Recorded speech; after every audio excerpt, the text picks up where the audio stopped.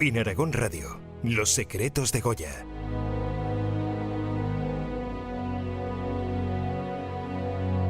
Con Santiago Navascués y Sergio Martínez.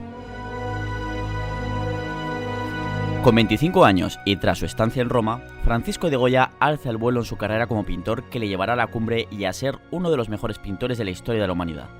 Corría el año 1771, cuando recibió su primer encargo de importancia, el coreto de la Santa Capilla en la Catedral del Pilar de Zaragoza. Son sus años de consagración como pintor, y lo hace en Aragón, aunque ya comienza también a trabajar en Madrid, gracias a la mano de su maestro y cuñado, Francisco Vallejo. Soy Sergio Martínez, en la técnica está Joel Belda, y te doy la bienvenida a Los secretos de Goya en Aragón Radio. Señores, ¿estamos todos? Bien, si les parece, iniciemos esta sesión de la Junta de Fábrica del Pilar para solucionar de una vez por todas esta embarazosa situación provocada por la actuación de este señor, el tal Francisco de Goya. Cedo la palabra a don Matías Ayue. Gracias, señores. Como saben, don Francisco de Goya ha terminado de pintar las pechinas que se le encargaron en la Catedral del Pilar. Hace unos días me reuní con él y está deseoso de regresar a la corte en Madrid, donde dice que su trabajo es mucho más estimado que aquí y pide que la Junta le pague lo que se le adeuda por su trabajo. Pues que se marche de una vez. Jamás había visto a semejante pintor de brocha gorda con tantas ínfulas de grandeza. A ver si se le mete en la cabeza que es tan solo un empleado de don Francisco Vallejo. Por lo que se ve, ambos se han peleado después del memorial que presentó Goya contra esta junta de obra y el desmerecimiento que se estaba haciendo a su trabajo según él. ¿Pero qué se ha creído ese tal Goya? Ya les dije a ustedes, señores, que cuando vi de cerca su obra, por llamarlo de alguna manera, del Regina Martyrum, me pareció que cualquier aprendiz podría haber hecho algo mejor. Esos trazos, esos brochazos... ¿Qué disponen entonces los señores de la Junta de Fábrica? Si están ustedes de acuerdo, dispongamos en primer lugar que se satisfaga a don Francisco de Goya las cantidades que se le adeudan por su trabajo y en segundo lugar, que por ningún título ni modo se le permita continuar en el resto de las pinturas de esta iglesia. ¿Están de acuerdo? Vaya papeleta que tuvo Francisco de Goya, que ahora es una de sus obras más reconocidas, como el Regina Martyrum de la Basílica Catedral del Pilar. Bueno, se ha escuchado en esa afición sonora a catedral porque todavía era solo catedral, basílicas ya del siglo XX, ese título que se lo conozco como basílica. Y para hablar de esta etapa de Goya, ya la consagración de Goya que se produce en Aragón, aunque como ya hemos escuchado, pues bueno, ya empieza a hacer sus pinitos en Madrid. Pues para hablar de ello, por supuesto, me acompaña Santiago Navascués, que te doy la bienvenida a este quinto episodio de Los secretos de Goya. Hola a todos, queridos oyentes. Vamos a hacer, como siempre hacemos, ese contexto histórico para explicar un poquito pues la época que vivió Goya y concretamente estos años, entre los años más o menos 1700 y 1775. Podemos irnos un año atrás, a un año adelante, ¿no? Pero para ir entendiendo esa evolución de Francisco de Goya y cuando ya después de ese viaje a Italia y a Roma, donde pasa prácticamente un año, que ya estuvimos hablando del episodio anterior, pues ya vemos que empieza a trabajar como artista. Así que vamos, si quieres, Santiago, con ese contexto histórico. Bueno, con la ficción sonora, ¿no? Ya nos hemos podido hacer una idea, ¿no? De eso de que nadie es profeta en su tierra, como se suele decir. Y la verdad es que pues ni Francisco de Goya se vio libre de este dicho en la Zaragoza que le vio crecer y formarse como pintor. Desde luego que sí. Parte de su trabajo en el Pilar de Zaragoza pues le trajo las críticas por parte de la Junta de Fábrica del Pilar, como hemos visto, encargada de la dirección y decoración pues, del nuevo templo. Es algo que se ve en ese maravilloso fresco, que es el Regina Martyrum, que comentaba Sergio, en el que pues, ya se ve a un Goya muy pleno en su propia técnica. Uh-huh. Un estilo que, visto de cerca, pues escandalizó a los miembros de la Junta y que llevó pues, a amargas discusiones entre esta y el pintor. Claro, porque me imagino que subirían a los andamios donde estaba trabajando Goya y claro, lo vieron tan de cerca que dijeron estos trazos, estos brochazos, porque de cerca parece que es un poco ahí como brochazos, no sé qué, de pintor de brocha gorda, como se escucha en la ficción sonora, pero luego... que es para ser visto desde lejos. Desde el suelo, exactamente, y es que ahí forma todo lo contrario, o sea, Goya ahí simplemente con esos brochazos lo que está dándole luego es un carácter con unos detallismos impresionantes, pero claro, esta gente lo veía de cerca y dice, es que no está preparado para verlo de cerca, no es para verlo desde cerca. Claro, y es que en realidad, bueno, el ojo humano tampoco vemos también, ¿no? Hay una frase que dice así, mi pincel es que no puede ser mejor que el ojo humano. Claro. ¿No? Es que incluso es más realista, ¿no? Hacerlo con esos brochazos. Bueno, y toda esta situación incluso, también hemos escuchado la ficción sonora que incluso produjo que el propio Francisco de Goya acabara discutiendo durante un tiempo, ¿no? Con su tanto maestro como su cuñado, que era Francisco Valleu, que era, digamos, el director, podríamos llamarlo de alguna forma, de las obras, de las pinturas que se estaban realizando, de la decoración que se estaba haciendo en el Pilar de Zaragoza. Sí, porque es que, a ver, como a la fábrica del Pilar no le gustaban las pinturas de Goya, le pidieron a Francisco Valleu que hiciera de supervisor, y lo que a Goya le hubiera gustado es que Francisco Valleu se hubiera plantado y hubiera dicho: no, que vaya a supervisar yo nada Claro, a Goya. exactamente. Pero Valleu sí que le dijo a Goya, oye, a ver, que esta gente está más enfadada, no sé qué, y claro, hazles un poco más de caso. Y Goya, que tenía un carácter fuerte, como todos sabemos, y eso que todavía no estaba quejado por la sordera, que ya veremos más adelante, por lo que se ve, le agrió bastante su carácter, pues bueno, pues que a Goya no le sentó muy bien, ni mucho menos, porque además ya estaba trabajando, como hemos dicho, en la corte, y ahí empezaban a apreciar bastante su arte. Y en cambio llegaba a Zaragoza y decían, pero ¿y estos de qué van? ¿Qué me están diciendo? En fin, pero que no adelantamos acontecimientos, porque esto de lo que estamos hablando del Pilar, del Regina Martyrum, etcétera, ocurre ya a inicios de la década de 1780, ¿no? Y en este episodio de Los secretos de Goya, en realidad vamos a hablar de los primeros años que pasó en Zaragoza y Aragón tras su regreso de su viaje a Italia hacia 1771, donde tantas cosas aprendió, desde luego. Sí, en primer lugar, pues vamos a hacer un pequeño resumen del contexto histórico que vivió Goya, si te parece. Sí. Era un mundo en teoría en calma, que se sigue expandiendo pues con nuevos descubrimientos geográficos que mueven la ambición de los grandes imperios europeos. Un mundo también que está gestando poco a poco unos nuevos ideales que no tardarán en estallar para siempre, pues para cambiar siempre pues la historia de la humanidad, Sí. ¿no? Con nombres como Montesquieu, Rousseau, Voltaire, etcétera, ¿no? Sin duda Goya pues ya no era el mismo al volver de Italia, y su destreza pues había mejorado mucho con todo lo que había estudiado y aprendido pues en la por entonces cuna occidental del arte, ¿no? que era Roma. Sí.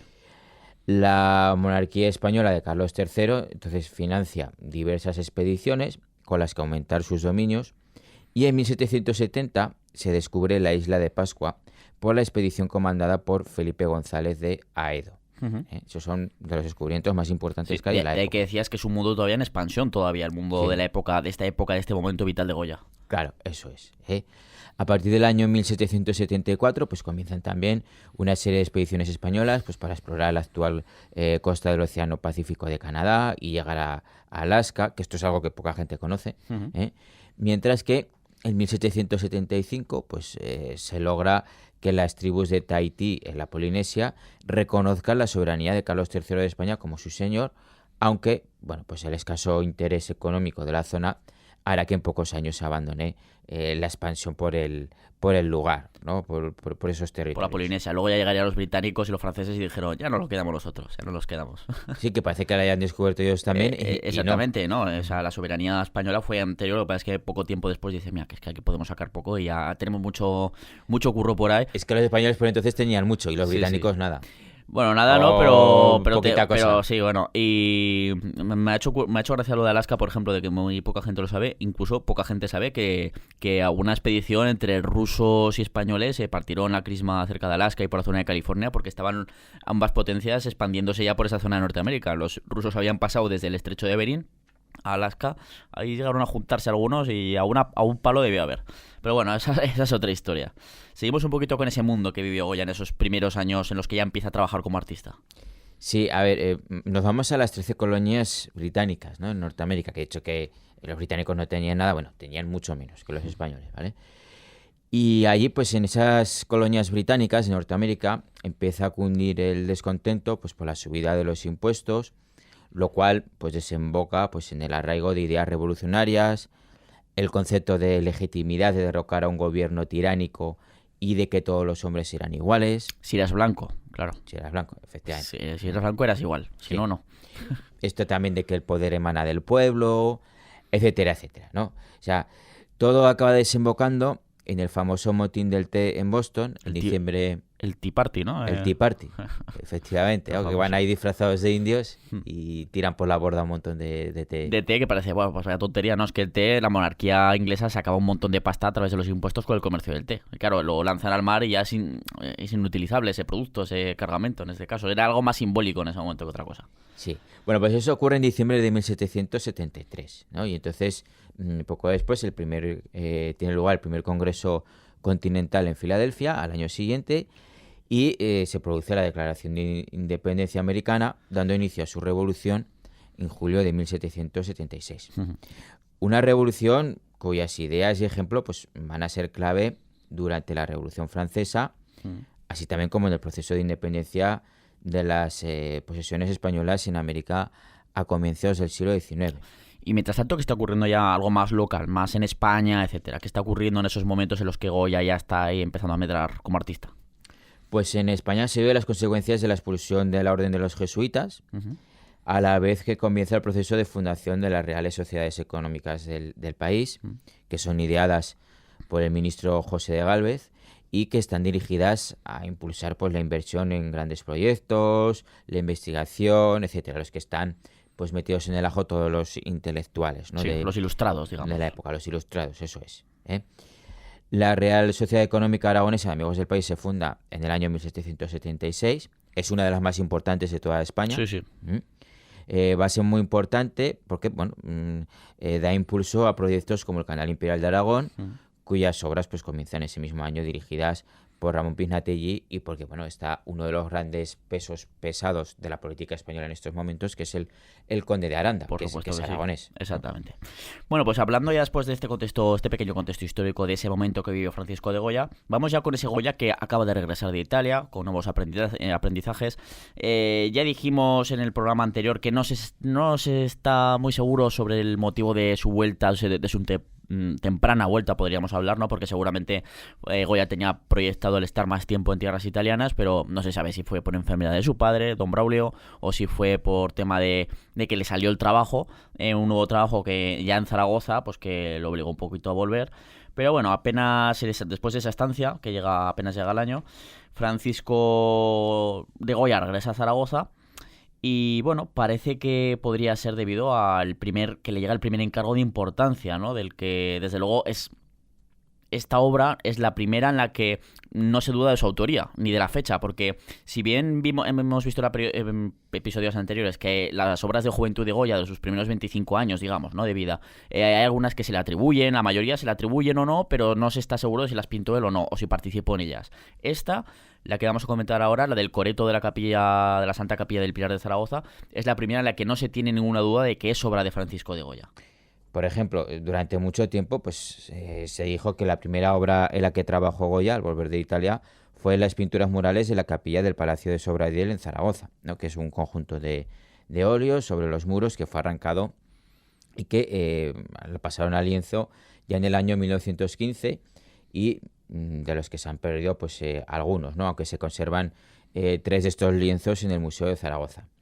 Aun con todo, la autoría de Goya está recientemente en debate, ya que bueno, pues en algunos estudios pues atribuyen estas obras a Diego Gutiérrez Fita, que era un pintor de Barbastro. Claro, por eso decimos que ese coreto de la Santa Capilla del Pilar de Zaragoza es tan importante, porque es su primera gran obra de la que no se tiene duda ni de su autoría ni de la cronología en el momento del que se pinta. O sea, por eso es tan importante esa obra.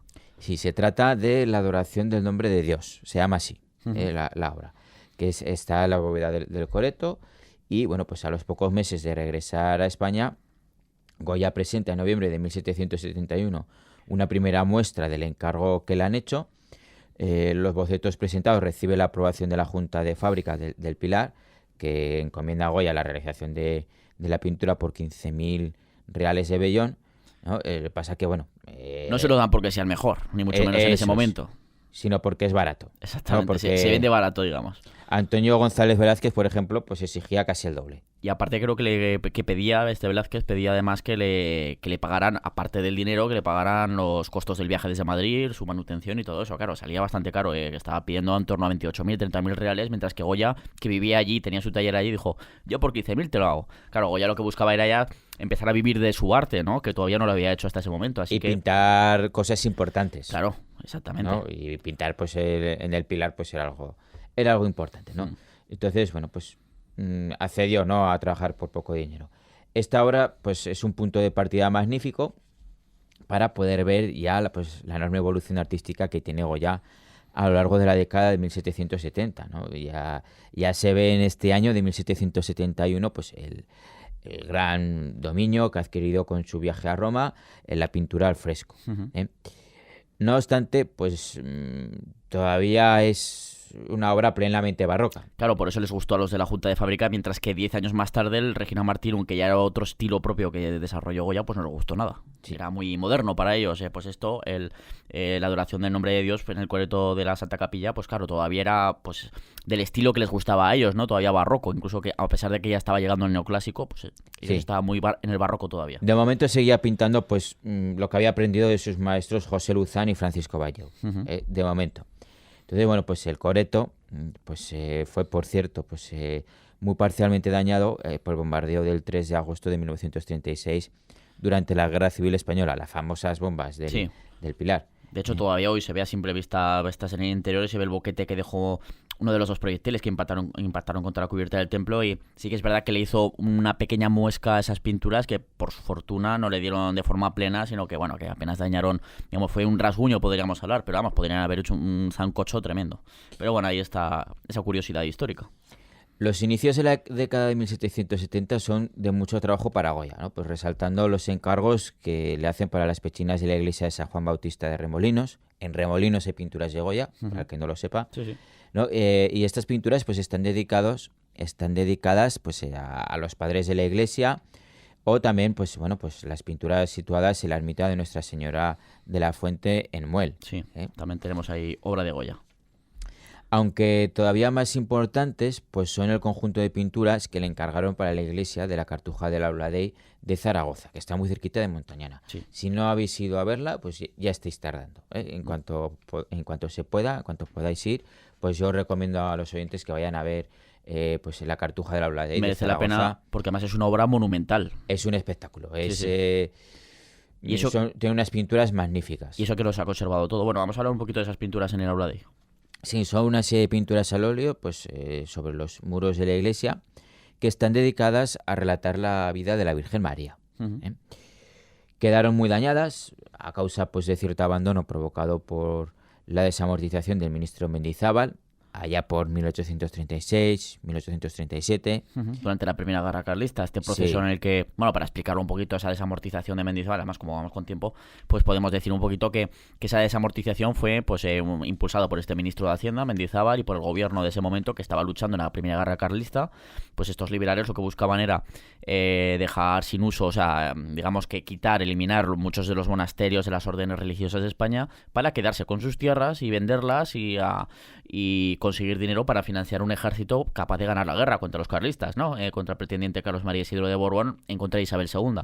Claro, esto hace que muchos monasterios queden ya sin uso, abandonados al menos durante un tiempo en algunos casos, y este fue el caso de esta Aula Dei, de la Cartuja del Aula Dei de Zaragoza o cerquita de Montañana, ¿no?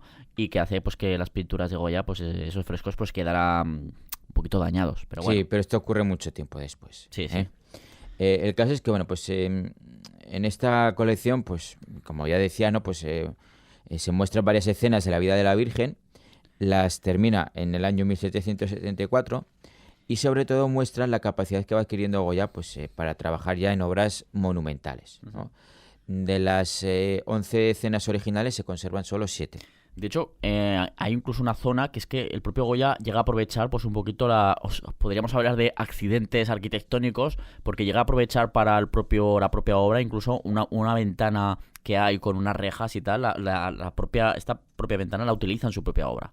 O sea, es que es una pasada ya esa capacidad inventiva, y claro, ya se pone en el mapa como que, oye, aparte de lo de la capilla del Coleto, es que puede hacer murales que son de metros y metros y metros de amplitud, de tamaño, ¿no? Y con un desarrollo iconográfico de escenas, etcétera, que soy capaz de hacer eso. Y venga, contratadme ya en otros sitios, por favor. O sea que ya vemos ahí un Goya que ya está adquiriendo cierta madurez artística. Sí, él no puede evitar hacer algo distinto. Exactamente. ¿No? Ya empieza a querer Ya distinguirse de los que han venido antes que él y de los que están trabajando a la vez que él, ¿no? Él ya quiere distinguirse por sus propios métodos. Sí.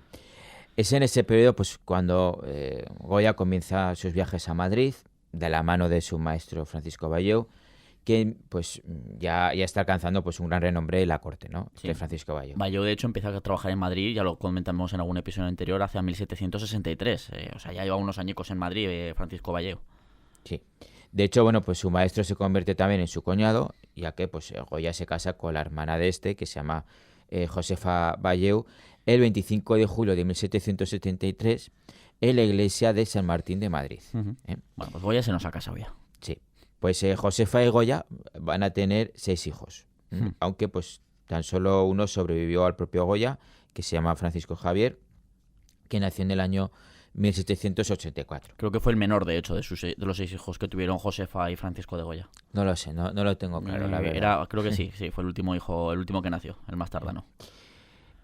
Josefa, pues a la que Goya llamaba cariñosamente Pepa, pues había nacido en Zaragoza en el año 1747 y falleció el 30 de junio de 1812. De ella se conserva un dibujo a carboncillo pues hecho por su esposo hacia el año 1805 y también un retrato que el pintor realizó pues años más tarde de la muerte de Josefa. En estos, volviendo un poco a la época que nos ocupa, pues en esos años que está entre Aragón y Madrid, pues Francisco de Goya lleva un ascenso meteórico y a pesar de que hizo encargos pues, por cobrar más baratos sus servicios que otros artistas consagrados, como el mencionado en el Coleto del Pilar, hacia ese año de 1773 Goya era ya el pintor más valorado y demandado en Aragón. ¿Por qué decimos esto? Bueno, porque es que tenemos testimonios, ¿no? Que casi lo atestiguan. Sí, desde luego. Porque no hay ningún otro pintor que trabajara en ese momento en Aragón, ¿no? Que se acercara a la real contribución que realizaba Goya. Es decir, el impuesto que pagaba por su trabajo. O sea, no había ningún pintor en Aragón que pagara tantos impuestos por su trabajo como Goya. Que eso significa que trabajaba mucho, claro, que en una gran cantidad. Claro. Por ejemplo, danos un ejemplo. Pues en 1774 pues llegó a cotizar 400 reales de plata, que para ponerlo pues en contexto pues era más de lo que llegó a cotizar en ningún momento pues el afamado José Luzán, que fue el primer maestro de Goya. Que en el primer momento fue el pintor más importante que había en Zaragoza en la primera mitad del siglo XVIII, por ejemplo, que luego enseñó al propio Francisco Balliu, al propio Goya, pues claro, no estamos hablando de un cualquiera, ni muchísimo menos. Sí, o sea, sé que aquí Goya ya es uno de los pintores más contratados. Bueno, el que más, por lo que se ve. Por los datos que tenemos, a no ser que hubiera otros que trabajaran en negro, podríamos decir, ¿no? Sí. Que no contribuyera, o sea, que no pagara, sí, te pinto esto, pero luego no lo declaro, digamos, que también echa la ley y echa la trampa, ¿no? Como Manuel Balleu. Exactamente, pero sí, es verdad, el pintor Balleu, el fraile, que pues pintaba sin cobrar y le denunciaron, que nos acordamos que lo hablamos en el episodio 2 de Los secretos de Goya, pues podría ser. Bueno, el caso es que coincide esta etapa, ¿no? de esplendor de Goya aquí en Aragón, de que se ha contratado un montón, con el momento de su salto definitivo a Madrid y a la corte. O sea, Goya pudo haber seguido su camino como gran artista de Aragón y seguir trabajando en su tierra, pero bueno, pues si quería alcanzar las máximas cotas en su profesión, pues la corte tenía que ser el objetivo. Y entonces, a finales del año 1774, y gracias a la influencia de su cuñado Francisco Balleu, que es el que lo mete en la corte, pues Goya fue llamado por el gran artista checo Antonio Rafael Mengs, quien todavía era por aquel entonces el pintor más afamado y demandado en la corte, ¿no? Y eso a pesar de su difícil carácter, ¿no? Que le enemistó con muchos personajes poderosos. Sí, porque Mengs debía ser un pájaro de mucho cuidado, aunque un artista como la copa de un pino, también hay que decirlo. Sí. Aún así, Mengs, bueno, pues alcanzó el puesto de primer pintor de cámara del rey, de Carlos III, por lo que tenía una gran influencia. Y Mengs decide, pues, por instancias de Balleu, que en plan le dice, oye, pues yo conozco a un chico que es muy majo, que además es mi cuñado, que ahí fue, digamos, fui yo su maestro, pues si necesitas a alguien aquí en Madrid, pues tú llámale, que él va a venir de Zaragoza, que se va a venir a Madrid. Vamos a hablar un poquito de Mengs, ¿no? Este señor, pues Mengs, estuvo durante 2 etapas trabajando en España y con una estancia pues intermedia en Italia, de la que se ha teorizado sobre si ambos artistas, tanto Mengs como Goya, pudieron llegar a conocerse, ¿no? Ya que, bueno, pues las fechas de estancia de ambos en Italia pues coinciden, ¿no? Aunque pues no está demostrado. Es una posibilidad de que quizás ya se conocieran previamente en Italia. Sí. Pero eso, que no se está demostrado a ciencia cierta. Entonces, vamos a ver, a finales de ese año de 1774, Mengs buscaba pues avezados y reconocidos pintores para la Real Fábrica de Tapices para que realizaran cartones que sirvieran de modelo para luego tejer esos demandados tapices. No solo para los palacios reales, sino también pues para los grandes palacios de la nobleza, tanto en España como en Europa. Lo que pasa es que hoy en día valoramos más las pinturas de esos cartones que servían como modelo para los tapices que los propios tapices. Eso que los tapices, ojito también. Sí. Claro, ante esta necesidad que tenía Mengs de alguien para trabajar en esa Real Fábrica de Tapices, claro, Francisco Valleu, con quien ya estaba trabajando Mengs, pues le dice, pues eso, y que tenía muy buena relación a pesar de lo que decíamos, del carácter que tenía Mengs, pues bueno, le recomendó Valleu a Mengs, con lo que decíamos, a su cuñado Goya para el puesto, y bueno, pues claro, cuando le llega a Goya, pues la llamada de Mengs para ir a la corte, vamos, el pintor de Fuente de Todos, vamos, que no lo dudó, dijo exactamente que me voy para allá. Sí, y bueno, anotado pues en su cuaderno italiano, del que ya hablamos en el episodio anterior y que siguió usando pues a modo de diario, pues Goya partió de Zaragoza el 3 de enero de 1775, camino a Madrid, para emprender pues una nueva aventura en la corte que le granjearía un gran ascenso profesional y social también, ¿eh? Aunque, bueno, pues por supuesto tendría algunos altibajos. Entonces, todavía Goya, aunque se marcha ya a Madrid a comienzos de este año de 1775, pero vamos, que ya es un pintor consagrado en Aragón y en Zaragoza, desde luego, porque ya lo hemos estado viendo solo con algunos ejemplos que no hemos mencionado. Es que es imposible mencionar todas las obras que va realizando a lo largo de su vida, ¿no? En todas sus etapas. Es que es muy prolífico. Exactamente. Pues Goya no dejó de trabajar todavía en Aragón. Se va a Madrid, pero todavía no deja de trabajar en Aragón, ¿no? Pues va haciendo viajes, etcétera. Pero ya hay que decir que este año de 1775 es un cambio en su vida profesional, en su vida personal también, porque ya es cuando se marcha a Madrid para vivir allí, para trabajar allí, y desde luego ya es cuando comienza la etapa mejor conocida de su vida, porque ya comentamos desde el primer episodio que los primeros 25 años de Francisco de Goya pues se saben cositas a retazos y se ha ido haciendo poco a poco, pues con cartas, etcétera, pues una reconstrucción de su vida, pero es aquí cuando ya llega a Madrid, cuando ya se conoce mucho más, y también quizás sus primeros años en Aragón, desde su vuelta de Italia, se conoce más ya su vida y su obra, como ya hemos estado comentando en este episodio, que ya, por cierto, en este episodio pues es que nos estamos quedando sin tiempo, así que Santiago, te iba a llamar Francisco, Santiago, tanto hablar de Francisco, ni se te ocurra, de Valleus y de Goyas, pues bueno, Santiago, te convino a que, como siempre, a vernos en el siguiente episodio de Los Secretos de Goya, para ya empezar a hablar de nuestro Francisco, de nuestro gran pintor de Fuente de Todos, de este gran pintor universal, pues ya de su etapa en Madrid. Así que hasta el siguiente programa. Hasta la próxima.